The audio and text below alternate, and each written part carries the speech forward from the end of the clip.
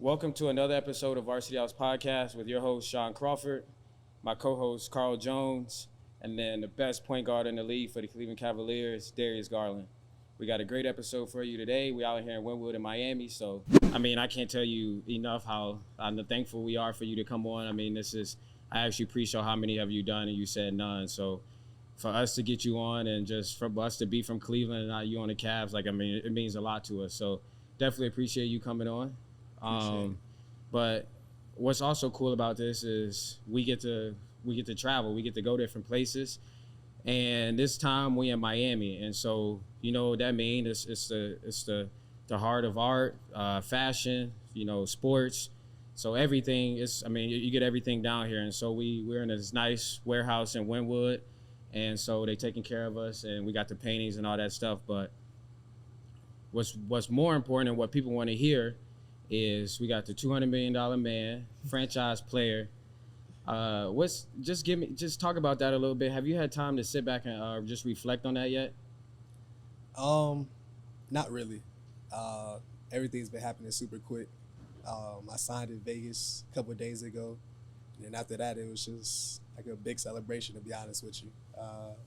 Everybody was inviting me out and stuff, trying to have dinners. So I was in Vegas just having dinners, chilling with my family, just celebrating a little bit, but just trying to lay low. That's definitely the right spot to sign a new contract. While we on the topic of Vegas, you were out there. Summer League was going on. Just talk about that experience a little bit. Summer League was cool. Seeing some of the young guys come and just play and be competitive.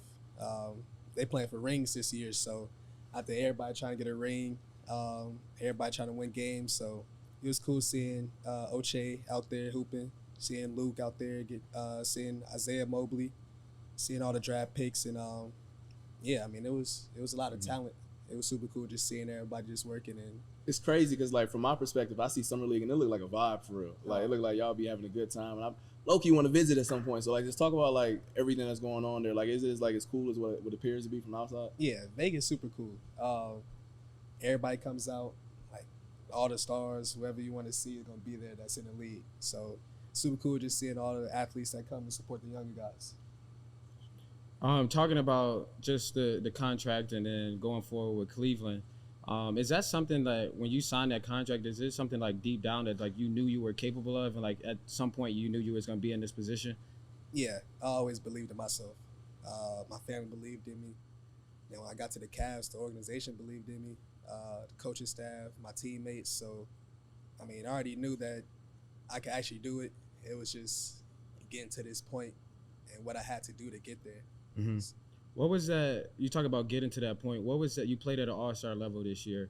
So what was that jump from year 2 to year 3? What went into that to get you to this all-star level? It was the summer. I think last summer really kicked everything off. I got the invitation to USA minicamp. Mm-hmm. I got a couple games to play with the Olympic team. So, just getting that confidence in myself and then playing against that talent from all across the world, it was really just crazy. Mm-hmm. And then just the work that me and my trainers put in, it was countless hours. They going hard for hours. That whole summer just basically just turned me into a monster, I think. Mm-hmm. But it was an even bigger jump from obviously year 2 to year 3, but then pre-All-Star break and then coming out of it.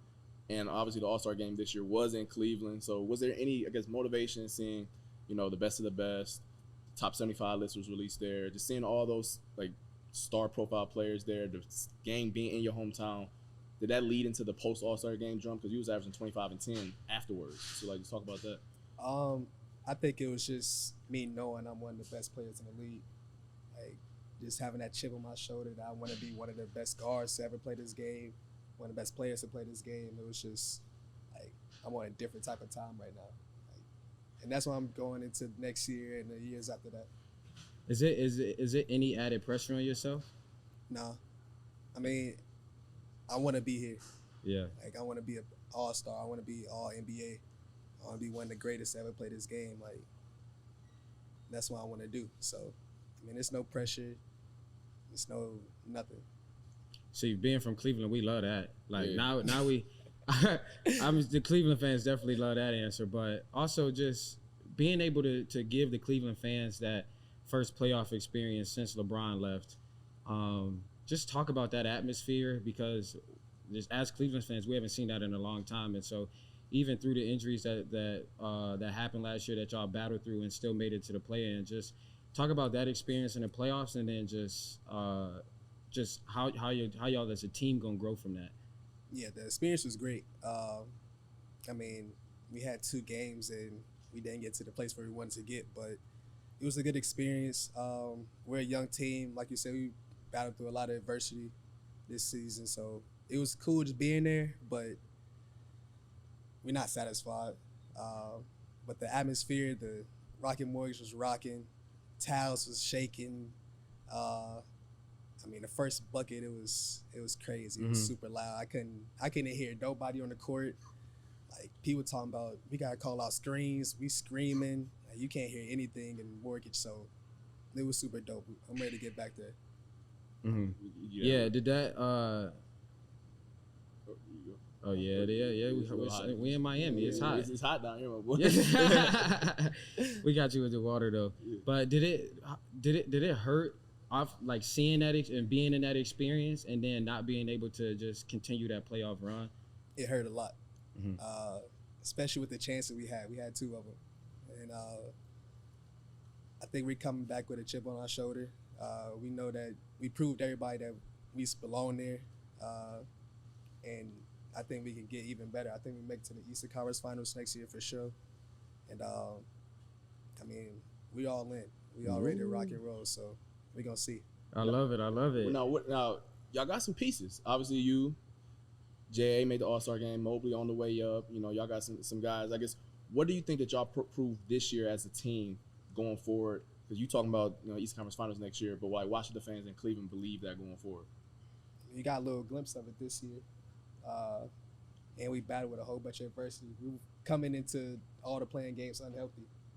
So, switching up different lineups almost every game throughout the year. Like, you got a little glimpse of it in the last 2 games of the season. So next year you should expect a lot more.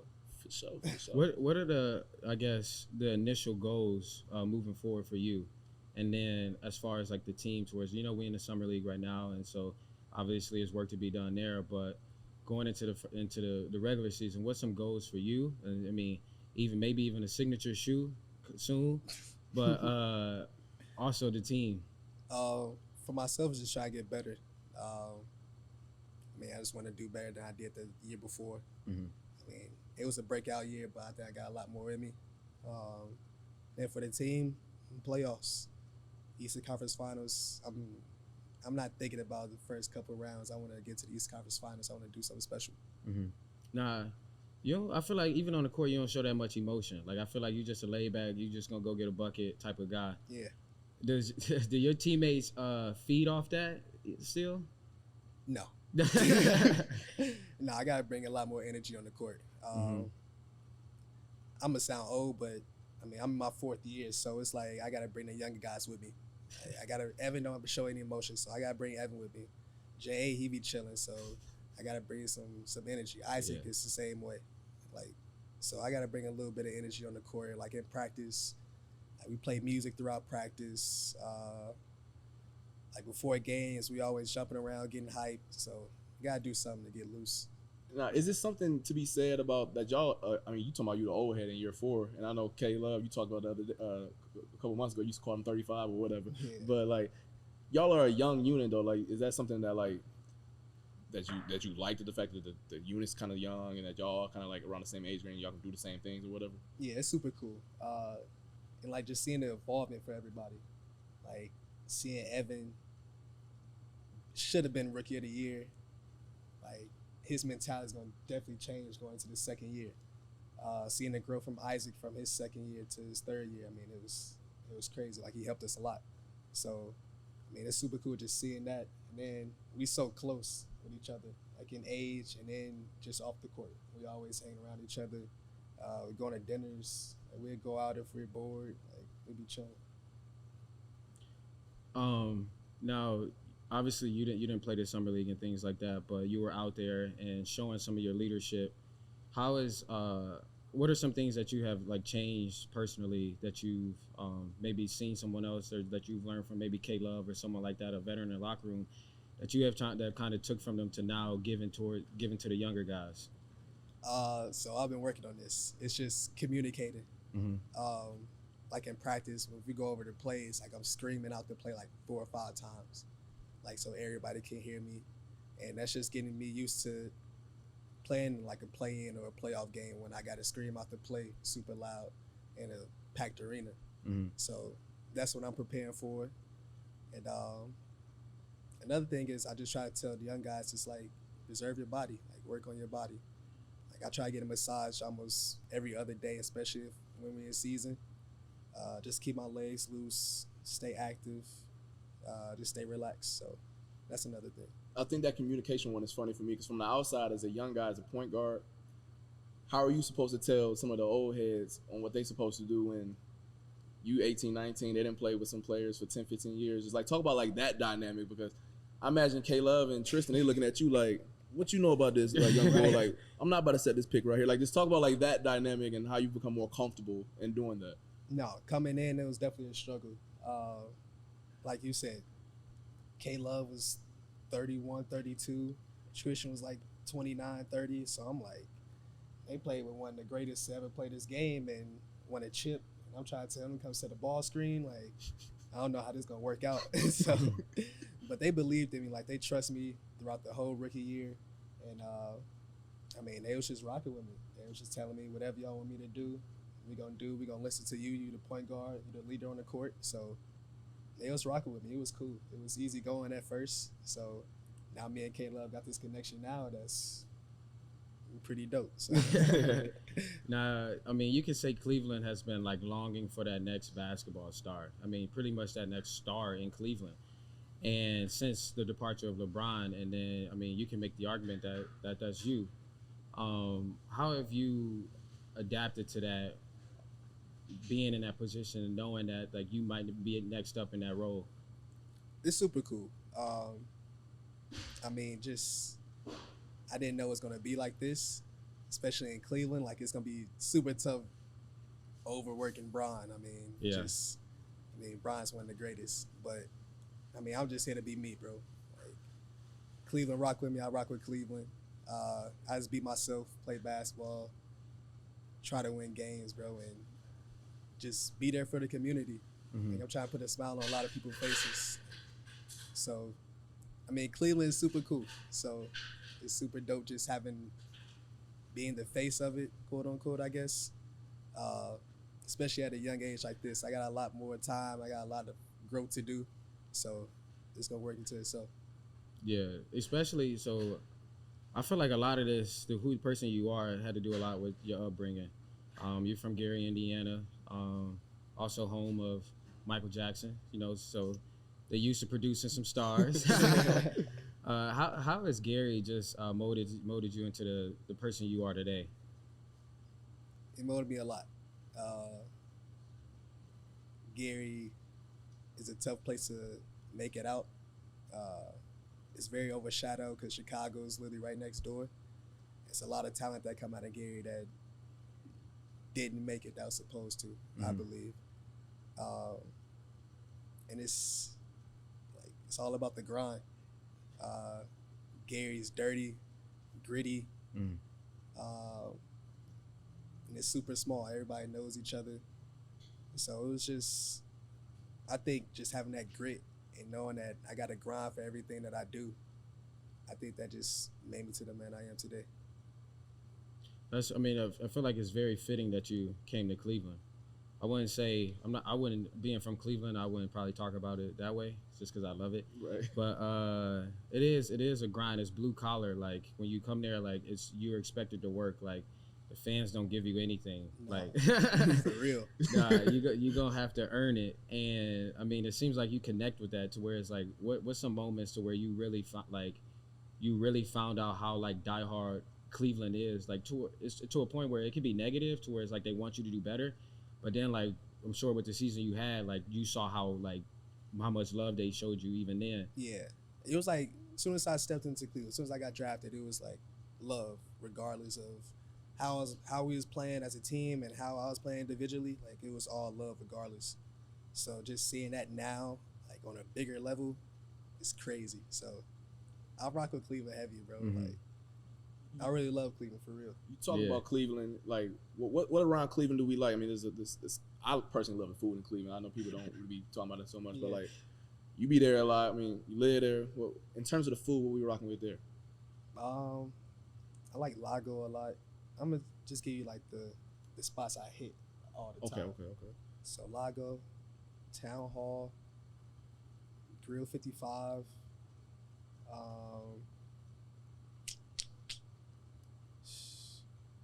Filter. Shout out my man Jared. That's a couple. I like El Irian, the pizza spot. Where that at? Yeah. Where's that? I don't even know. I gotta Google everything. I'm I'm GPS everything.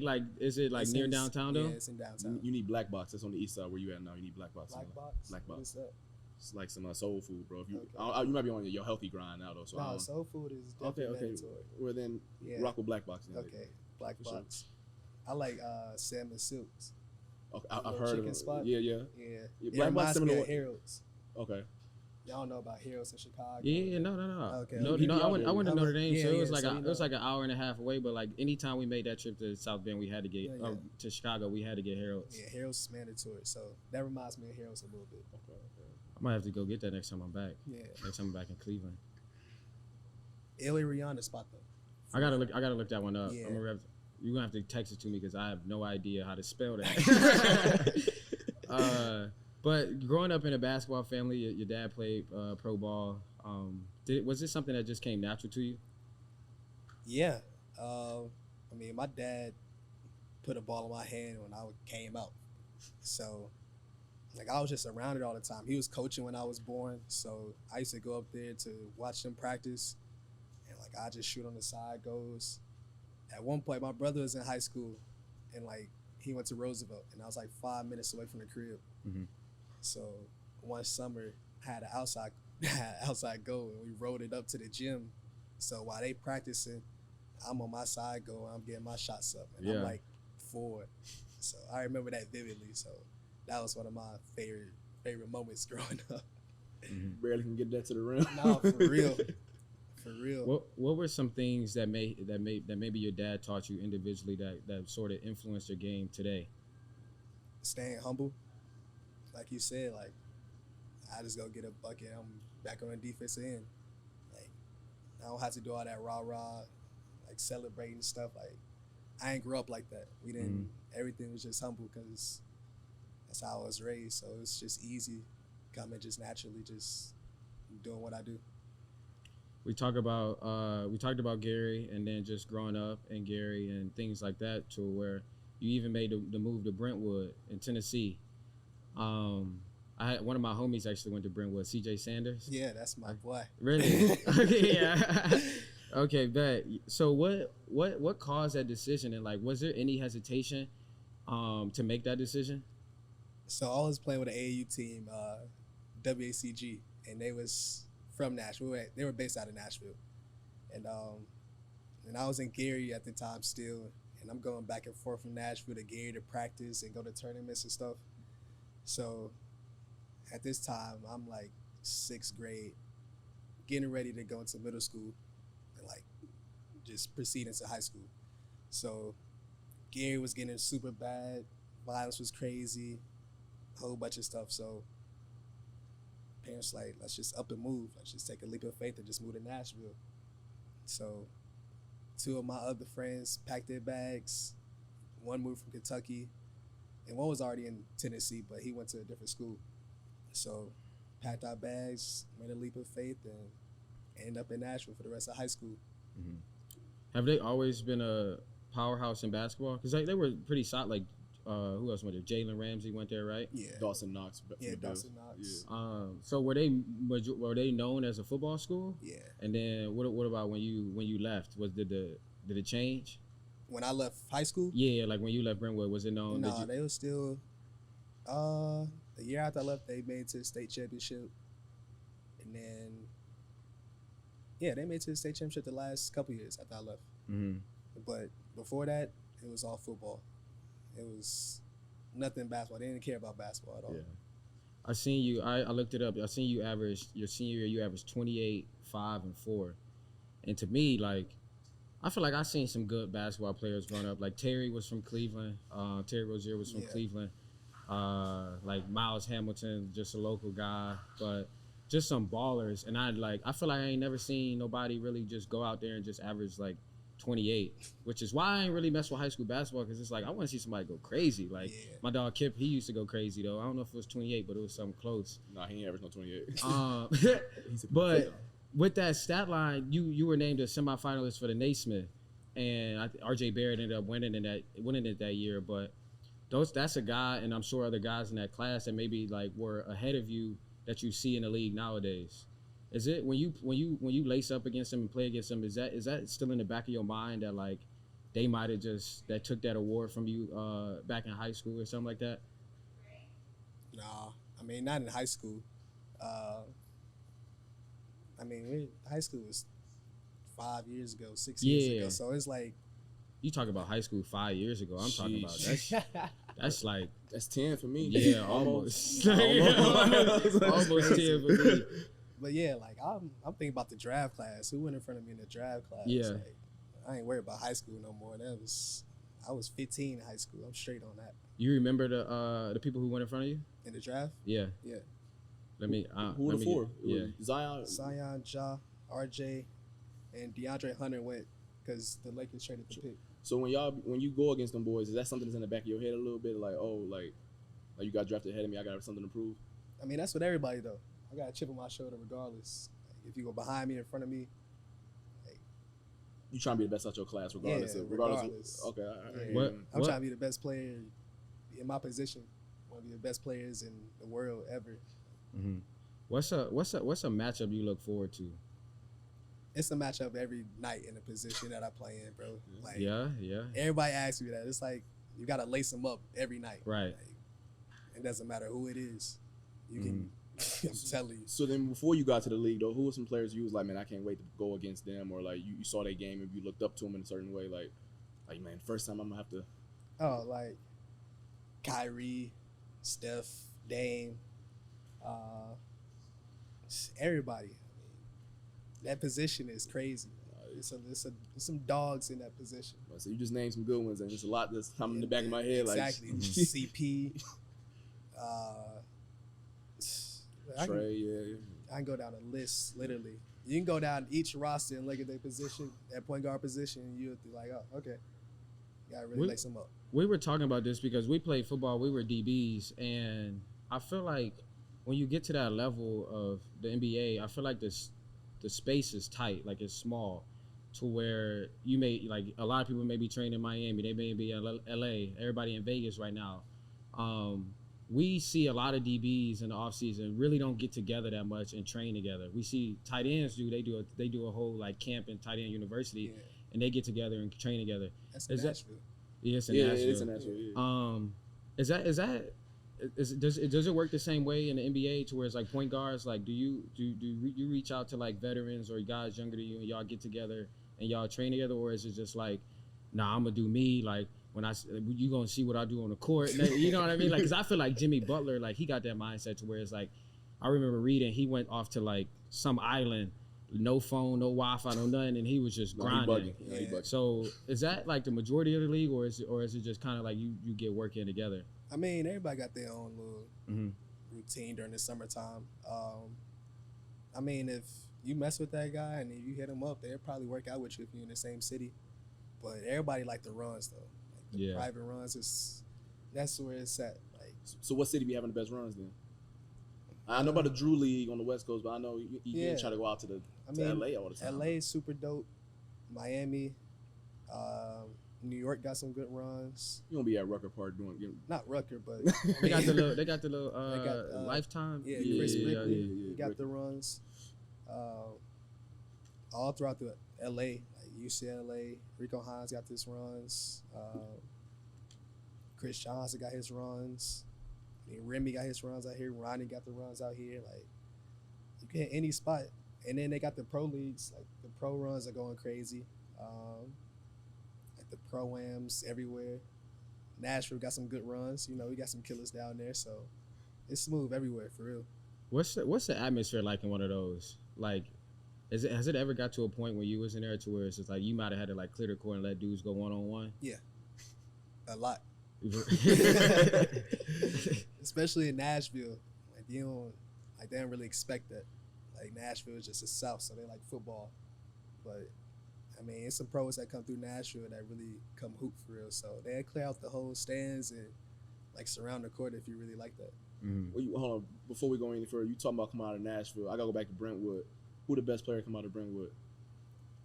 Best basketball player? Nah, player. Best athlete. Athlete.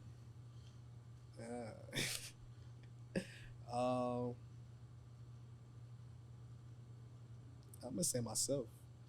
For sure. Yeah. I know Jalen gonna have to say something about this. Yeah. I'm gonna say myself. For sure. Was did either of y'all play in different sports in high school? I know he probably did track, but Yeah, did you he ran track, and I did track for a little bit. I was steady on basketball. See, with AAU, you playing all year round. Yeah. You ain't got time for the other Yeah, stuff. so I'll do track just to stay in shape type, but nothing after that. Mm-hmm.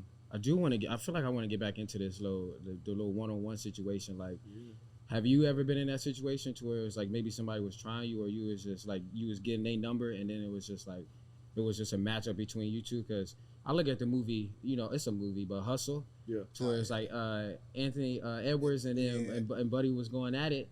Like, I want to like is there some stories like that? I haven't had one personally, like, Mm-hmm. but I've seen a lot of guys that just like, just watch out, just let me just go crazy right now. Yeah. So, yeah, that it happens a lot. Do that actually sway your opinion on that player, the way that they may play in that pickup game to where they may play in the regular season? No, I mean, in the summertime, you just there just to work on whatever you've been working on. Right. But in the season, like, you locked in, you dialed, you go into this stuff that you just do automatically. In the summertime, you pull out everything. You can go shoot it behind the rim if you want to, Mm-hmm. and then hey, it's whatever. That's interesting. But being football players, like, we ain't had it in the summer, so like that was the one thing to where it's like I wish I was taller, and I probably would have been NBA too though, but Oh yeah, you was like that. I feel like I was until everybody kept growing, and then I just stopped because I would have been like a just a defensive player, like not even a 3-and-D. I would have just been like Just the Tony Allen type of player. Okay. But he like 6'6" though, bro. That's what I'm saying. So if I was like 6'6", then I feel like Tony It was Allen over. probably got buckets in high school though. I feel He like definitely did. He definitely. that's it. That's Definitely. the thing that like a lot of people talk about with like Pat Bev, to where it's like you see him now as a player, to where it's like, oh, like he not a good offensive player or whatever. But like I'm sure in high school, Buddy was coming out there averaging 30. Bro, crazy. he from Yeah, Chicago, six- right? And he was averaging yeah, like 30, he was right? going crazy, bro. Like Pat Bev used to go crazy. Fonzo McKinney used to go crazy. Yeah. Yeah. Bro, like real killer. And that's really funny to me because, like, obviously fans, like, you see the end of the bench guys and you think, like, oh, they ain't on nothing. Right. But then, like, No. there was that boy in college and they was really like that in high school. Like talk about how when you got to the league and, you know, some of the guys who may not have been, you know, starters or that guy, and then you get there and you're like, yo, everybody good in the league. It's not just One story. We played the Knicks my rookie year. And this Elfrid Payton. Mm. Elfrid Payton like 6'5", like legit. So I'm thinking like, oh, it's sweet. I'm about to get like a little 20 ball in the garden. No. Triple double on me. Like, it was wicked. So that's one story, and I'm done. I think. Dang, that's interesting. But we talk about that because it's a lot. I feel like when you growing up, you play a lot of guys your age, and obviously you were a McDonald's All-American first round pick, so you were elite at that level. But coming in as a rookie, what was like that big difference? To where, I mean, you talked about the Elfrid Payton story, but overall as a league, to where it could have been travel, it could have been meal planning, all that stuff. So what was like that big difference coming in as a rookie? The travel definitely got to me. And then it was crazy because my rookie, I only played 64 games. And because we had all the COVID stuff. Okay. So I didn't play a full 82, and I was tied from 64. So I went into this year, I'm like, Man, we got 82 of these things now. It's about to be ugly. But the travel killed me. All the games. But the meal prep, that was pretty easy because I was used to it in college a little bit, and then throughout the whole pre-draft. But the travel and the games, like just taking care of your body and just getting prepared for another team, like right after you play somebody else, like it was a lot my rookie year. I had this argument with my brother, and he was trying to tell me that like he said NBA players don't practice, and I got this argument just where he was like, yeah, because I was like, I'll be a football, because we went to a Vanderbilt, and we were sitting in a film room, and it was like 4 hours long, like it was long. And then he was like, man, I would have been a basketball coach. You ain't got to sit and film that long. You ain't got to, you just get out there, roll the ball out, and they play. So this is gonna help me want to argue with my brother. So I need to, or I hope or lose. But no. What's that practice schedule like?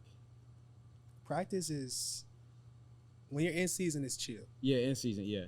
But like training camp, like that first week, like it's 2-a-days. You about to learn these plays. You about to learn this defense, and we there for 4 hours. Yeah, we do conditioning, strength and conditioning. You got workouts before actual practice.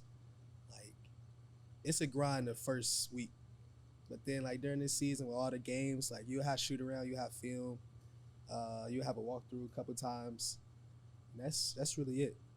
Playoffs is like class for real.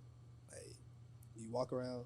So with our team, if you lose your binder, it's like it's a fine. Now I'm just gonna say it's a fine. And you walk around with that binder everywhere you go. You got to keep it with you. And it's film. You gotta know all their plays, what Kevin Durant want to do, what Kyrie want to do, what Trae Young wanted to do, like everybody's strengths and weaknesses. They field goal percentage, their 3-point percentage, like very in depth and detailed during the playoffs. So, but practice is slight, low key in the season. I want to take it back a little bit. Right before your rookie year, I low key feel like there's a lot of like players these days. K went to OK State, Trae went to stay home at Oklahoma, but you went to Vandy, like no Duke, UNC, Kansas, none of that. Tennessee. You could have went to Tennessee, like, but why Vandy? Staying at home. Bryce Drew, that was my guy. Like growing up, he was at Valpo, and they made me feel like home. Like first time I stepped on campus, it was just all love, and it was a good connection. So it was an easy commitment for me. I get to stay with my family. I get a home cooked meal every Sunday. I was chilling at Vandy. I loved it. I didn't even think about the home cooked meal portion. Yes. You imagine a home cooked meal? Well, he probably did. Man, Notre Dame wasn't that far from Cleveland. He was all right. Syracuse was kind of far from Cleveland, so I didn't get that. Yeah, I got home cooked meals often. Early in my career, my mom would actually make something and then some leftover type of stuff. So like spaghetti, especially for a holiday because you miss all the holidays when you're at school. So she'd come up with the mac and cheese, the chicken, the she ham. coming up with it. Yeah, no, okay, yeah, and then like the containers too though. It ain't just that. It's like she come with days for it. She come with the containers. All my friends knew where to go. So, we did. That was being at home. I'm sure was great. Yeah. But especially for you because the season was cut short due to an injury. So was it? How was it moving forward going into that process to where it's like were you hesitant to be like? I want to stay around the guys. Like this is something that I've started. Like I want to remain there and see the season through with them. Or you just kind of knew it was just a mutual agreement that like what's best for me is just to go start training for the next level. It was tough at first because I thought we were really good. I think we could have won a natty if we was all healthy and. I gotta go back and see who won the national. That was the year Duke was 5, right? Duke was cold. Who won that year? Was that Nova year? I think it was Nova. Oh, okay. Oh, y'all might have got them. I think it was Y'all could have got them. I don't know who really on the team, but Nova winning, I feel like could have got them. We had 5 pros on my team that freshman year. Wow. Yeah, so I think we would have been really cold. Jeez. But it was like we all had I think they understood of what was next for me. and they understood what was my goal, like coming in. That was from coaching staff to teammates. So it was easy after the first couple of days, just going through it, just knowing I had a torn meniscus, and then just leaving everybody. Like it was hard the first couple of days, but then it was smooth after that. Dang. What do you, I guess, believe just going into this next year that is the most important thing that you need to improve on personally? Leadership, being more communicative on the floor and off the floor, and just try to lead them to wins, bro. Like try to lead everybody to the right direction. Like I want to win. Everybody on our team wants to win, so that's what we're going for. I always wondered this. Like, as a fan, I'm sitting back watching the playoff games, like, you know, attentively and all that.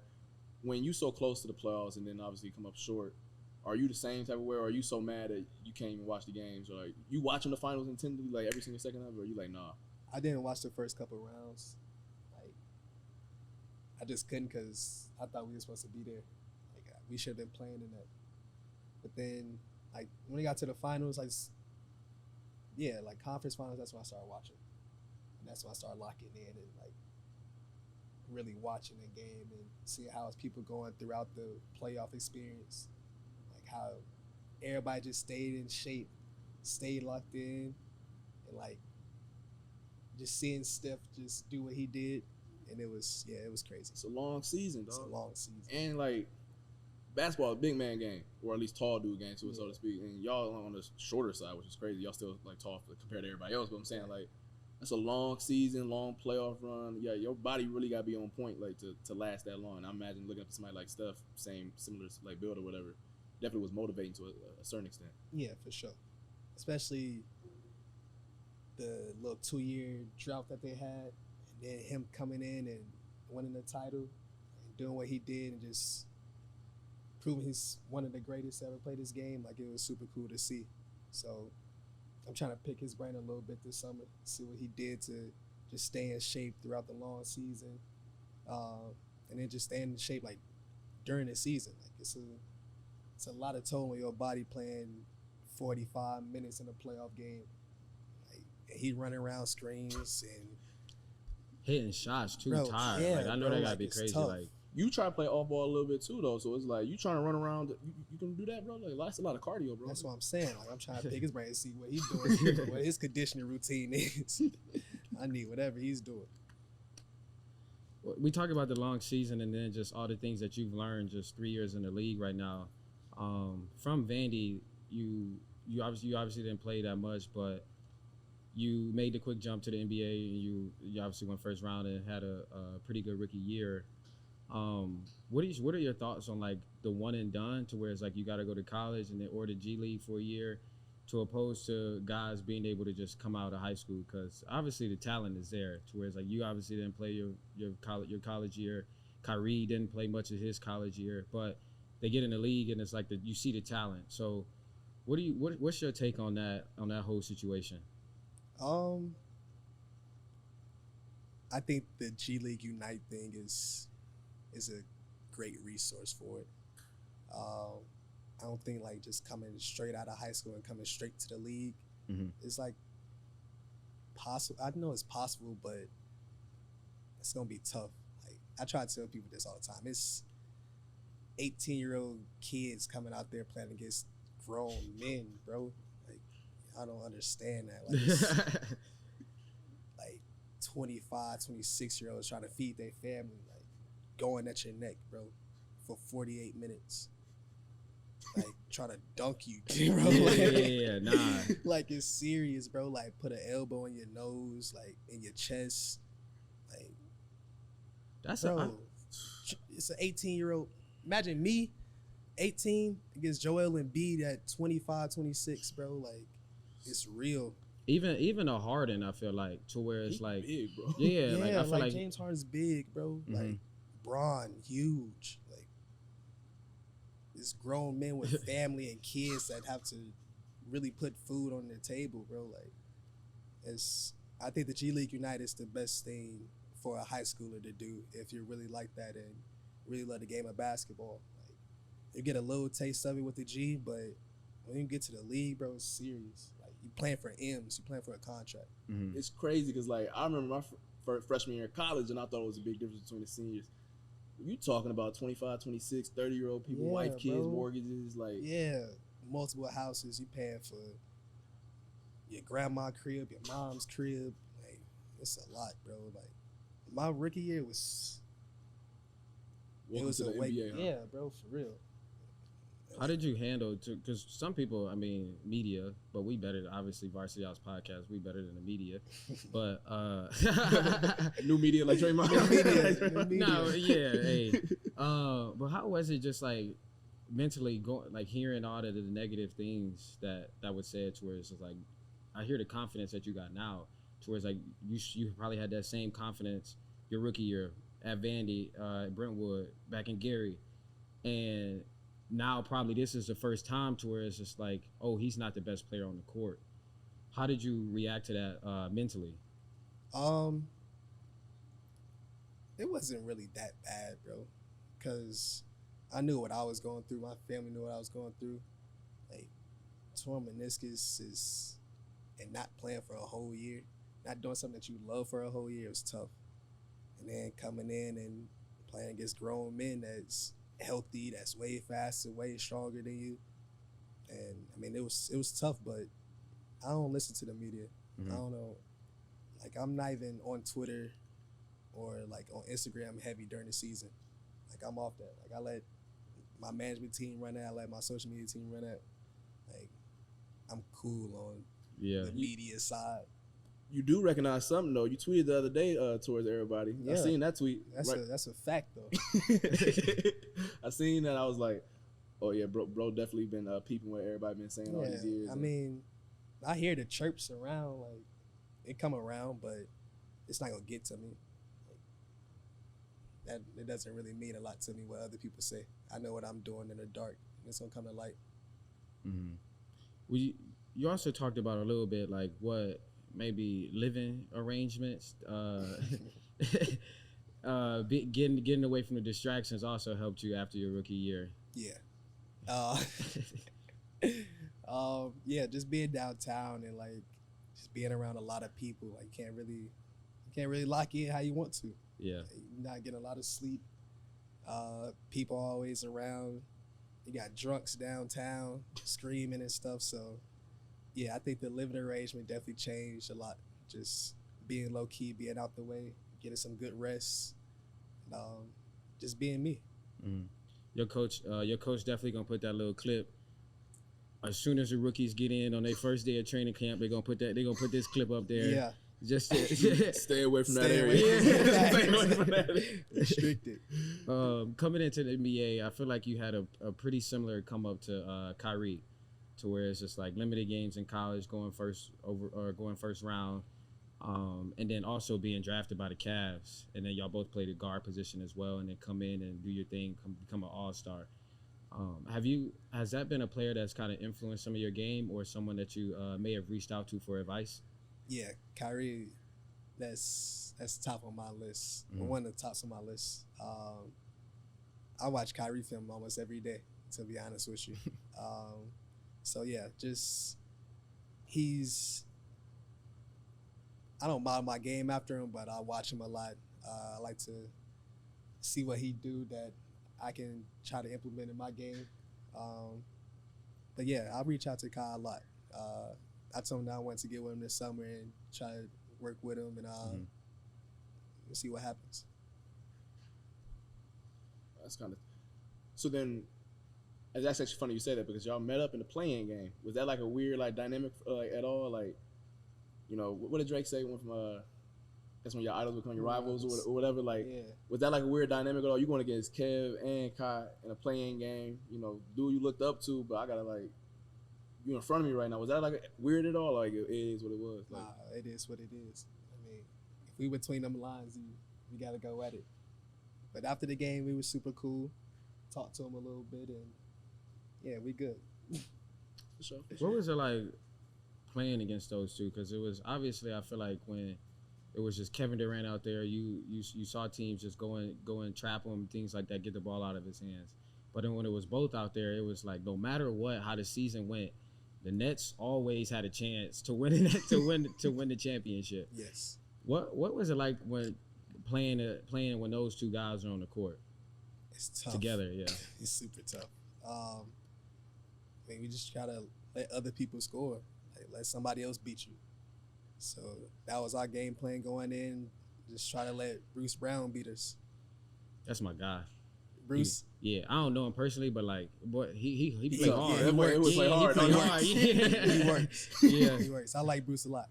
But, yeah, I mean, just try to let him do what he going to do and try to limit both of their touches. I mean, that's all we try to do. A little bit. Yeah, I mean, just see what the basketball guy's going to do. See if they miss a couple shots, we make a couple, and just see how the game goes. You talking about superstar players? I gotta ask, my boy. Can you give me a 5? You know, your top 5. Top five that's playing now. Playing now. I don't care about Mike. No offense to Dang. Mike. No offense to Mike.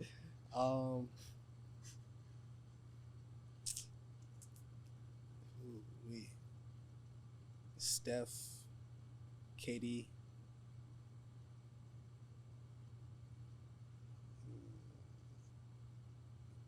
Bron,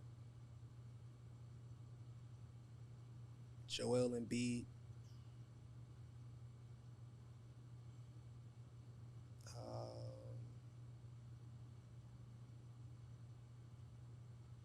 I'm gonna go with Jason Tatum, bro.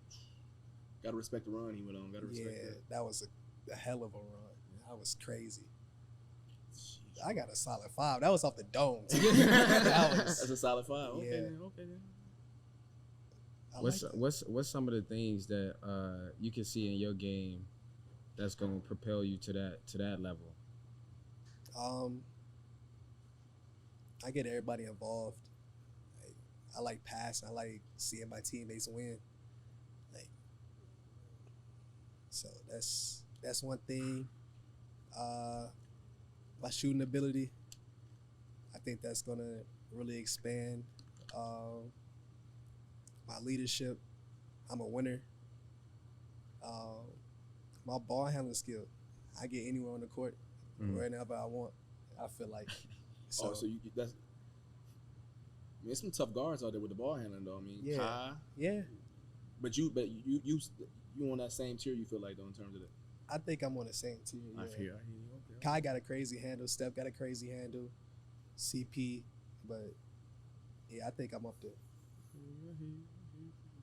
And the league in good hands, bro. It's a lot of like I'm listening to you, I'm hearing you list off the top 5. I'm like, damn, he lifting out Reek, Jokic, but I can't even get mad because the 5 he had, that's a tough 5. But we're not even talking about the younger guys who got 25 and under.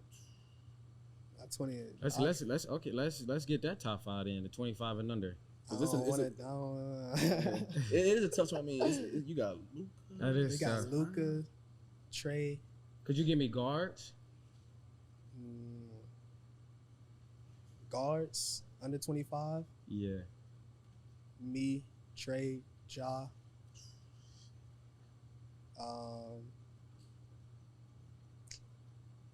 Luka is a guard. Do we count though, bro? That's what I'm saying. If you want to go point guards or guards, period. That's an elite list. That's franchise players. Yeah, right there. man. Hey, You mean 25 and under, crazy. Yeah. Man, you really that's every night though. Like I'm telling you. I'm saying, like that has to be the, like, obviously we didn't play, but that has to be the biggest difference to where you come off a tough game to where it's like you got to work for 20 or something. Like nothing come easy that game. And then you got to catch a flight and then you play the next day against somebody else. And even it's the bad teams got tough players, bro. Right.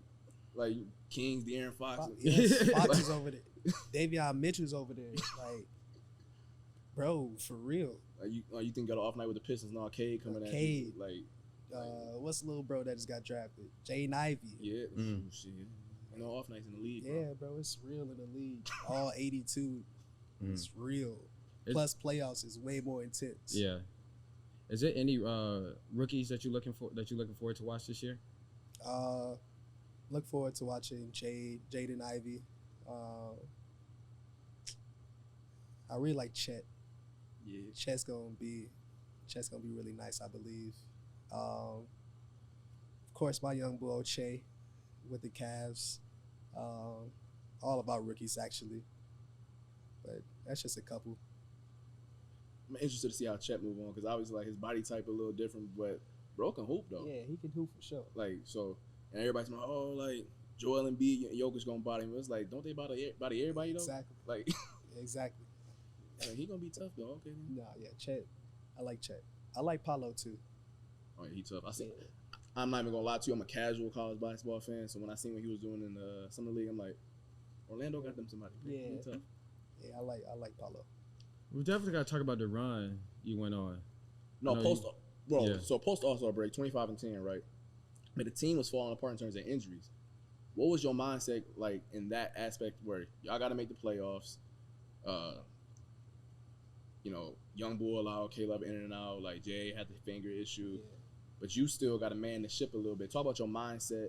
You know, is JB talking to you, trying to keep you, like, make sure that you locked in and on the right path? Because y'all was in the round, bounce around 9-10. Yeah. But you going crazy. Talk about that run for me. Do anything possible. That was my whole mindset. Like throughout that stretch was just try to win a game. And just put us in a position to win a game. So that's what the coaching staff was telling me. That's what my teammates telling me. So I'm like, all right, like, just get on my back, bro. Like, just gonna see what they do. Just ride it out. I feel like you back at EYBL and the way you was hooping out there. You was like, I'm at peak jam right now again. That's what you was feeling like out there. I was feeling good throughout that stretch. I told you, like, that's when, like, it really hit me. Like, I'm one of the best players in this league. That's when you felt like you was him for real. Yeah. Like, I mean, that was right after All-Star break, so just seeing everything through an All-Star, just being part of All-Star, being on the floor with them guys, it was like, I got to take this team to a different level. I got to turn up, boy. Like, that was my whole mindset. Mm. At the All-Star game, any competitiveness in like practice like that, or is it just a good time with the guys? It's a good time. Yeah. You chilling. Yeah, at the practice, we shot half-court shots and did a couple drills. Threw a couple basketballs, threw a couple shirts. We out of there. That's interesting though, because I mean I can't imagine just being around that type of talent, just the knowledge that you probably picked up, to where it's like you said the way the second half of your season went. But just moving forward, like now you got that experience behind you to where the bar has raised for you, and what's next for you that you feel like this upcoming season? Like I said, try to be better than I was last year. Just make another leap. Show again why I'm one of the best players in this league. And that's what I'm trying to prove. Like, I don't want to be a one-time All-Star. Doesn't sound real to me. Right. That doesn't even sound good. Like, I want to be a multi-time All-Star. I want to make playoff appearances. I want to get to conference finals. Like, that's my whole goal. I need all NBA too. Like, Yeah, we going all NBA. I'm going for everything this summer. This season, like, I'm trying to get it all, bro. We're gonna mark that down. We're gonna, after the season, when they in the playoffs and they making that run, we're gonna bring this video all the way back. Yeah. And be like, that's where it started at. And I even feel like just a lot of people, like even us, like we don't really see, because I feel like basketball start like in the prime time of football. So it's like when y'all get going, I'm like, the season long, like we'll catch them on the back end. But what's that like in, I guess, the beginning of the season, to where it's like, do players just usually try to just find their feel? Because you know how, I mean, season long, to where it's like the first few games really might not matter. So it's like when you get in there, like working with new players and things like that, are you just usually just trying to find your feel for the game, or is it just like it's go time? Like, I mean, or not for me. I think it's just like trying to get used to everybody. Like, I'm playing point guard position where I have to know everybody's strengths, I have to know everybody's weaknesses. I like to know where they like the ball on the court or where they don't. Like, I'm just trying to find the best way for them to be successful. So just getting used to that. I mean, that's so I really go into the season just trying to really do that, bro, to be honest with you. It takes me a couple weeks. So after the 2-3 weeks, I think we'll be good. We'll be flowing. offense a lot better. Everybody would know the defense, and like even the rookies, like they was gonna go with the flow for the first couple of days until they really get a routine and like just settle down and figure out the lead. Talk about getting JA and then having Mobley. What's that been like for your game? A big help. Man, they help me a lot. Set screens, call out picks. I don't get smacked by them big guys. And then they block everything that come in there. Like, you get blown by, and I know I got 3 7-footers down there with Larry marketing. Yeah. But them two alone, them Twin Towers, bro, like they athletic, cleaning like, everything up, bro. Yeah. And it's crazy. Okay, hold on. Can you dead this conversation for me real quick? You know, a lot of people say they don't play defense in the league. Can you tell them? I want you to say, bro, everybody nice in the league, bro. Yeah, like bro. you can't go. Like it's hard to like just lock somebody up like one on one. No, like that's what I'm saying. I'm thankful for them two back there. Like they literally glass everything that comes in there. Like you expect somebody like to shut down like Luka or like Bron, like or even you just like one on one with no help. Like come on, like bro, like it's not possible. And people do play defense in the league. I'm on your side. They do I'm on play your defense. side. I'm just saying that, especially if you one of them, they gonna try to lock you. Right. Especially and in the playoffs, you really sitting down in the playoffs. Right, because you're gonna help boost their next contract. Exactly. You lock DG up? Yeah.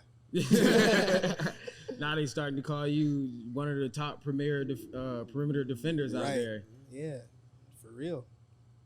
What's that going into games though? What's it like having that? I guess that aura around you, to where a lot of players was like, we may go off, we may, you may have a good game, but it's like it's expected out of you. So it's like they don't care if your ankle sore, your wrist sore, they don't care. Yeah. It's like we're expecting this 20 and 10 that he got to give us.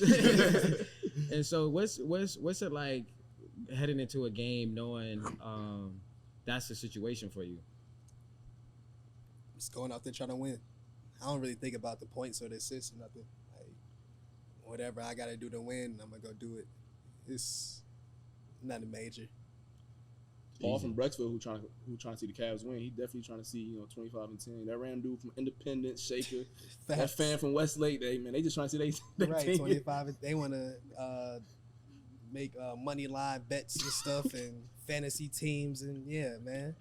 Have you gotten any message like, yo, you should have shot the ball more, or you should have passed it more? What? My whole DM in the season is, you didn't give me 3.5 threes. Like, how am I supposed to make 3.5 threes, bro? Like, that would make sense. That's funny, man, because it's definitely situations to where it's like, nah, because you see, it's people who literally watch the game just for those purposes, and it's like, as soon as you get it, I'm off to the next game. Yeah, bro. And then like it's people who watch the full game, every single play, play by play. But my question is to see like who's shooting next. Like, he taking his shots. Yeah, bro. Like my question is, why are you putting your money down on somebody you don't know, that you're never talked to, or like never? That's how I always thought about it. To where it's like I don't really want somebody else in control of my money. Exactly. But then I'm a fan of their craft, and I know that they're gonna go out there and do what they can do. But a lot of people are not like fans of the craft. Though. A lot of people just trying to they just want to make a little. They fan of their wallets. That's what they for real. And what if they don't go out there and do that craft that night? Now you mad at the world. Now they the worst player. Now you mad at him. Terrible. Now he getting death residency. Yeah, but you just paid $100 for him to get 20 buckets. Now your parlay ain't hit. Now you out of a crib. Yeah, bro. Like lost your car, wife. Why you mad at me? You should be mad at FanDuel. Yeah. All the fans know not to not put your house on DG. Please do not put the mortgage on it. Let me double down on myself. better off putting it on the win, because that's what he gonna go after. So right. I think that's what you're better off for. But definitely, it's a lot of young talent on the team. You see, there's talks of a certain player who wears 23, or not. He wear 6. No, he wear 23. He wear 23 again. Yeah. Okay, but he wear 23 out in LA. Talking about maybe possibly returning home. Has he has he mentioned that to you a little bit, or has there been a hint that he might be eyeing Cleveland down? I really don't know. I don't know anything. No comment. Yeah, I mean, I think the fans of Cleveland, like, obviously we'll accept him back, but I do like this young squad that we got. It's very exciting. I also do want to ask this: anytime I go to a Cavs game, I see my favorite part of the game, though, low key, is the pregame show with the smoke and then Ahmad Rashad. His name Ahmad Rashad, right? Yeah, he going crazy. What's that like when being called? Because playing football, we never get called like from Vanderbilt, like Darius Garland, like we never got that. So it's like, what's that feeling like? Because you probably the last one to get called, huh? Yeah. Yeah. So I was the first one this year. Oh, okay. Yeah, I was the first one. We won my position this year. Okay. What's that feeling like to where it's just like you know the crowd about to rock as soon as my name get called, like, because I think about it in football, it's just like, yo, if I make a play, I know they gonna, but it's like I gotta go make a play to do that. Right. It's like from the jump, the crowd is standing up and it's like Darius Garland, and then they just go crazy. Nah, it's a crazy feeling. But like the rookie year, like when you first hear it for the first time ever, that's when it's like, dang, I'm in the league. But like you get used to it, like you hear it every night.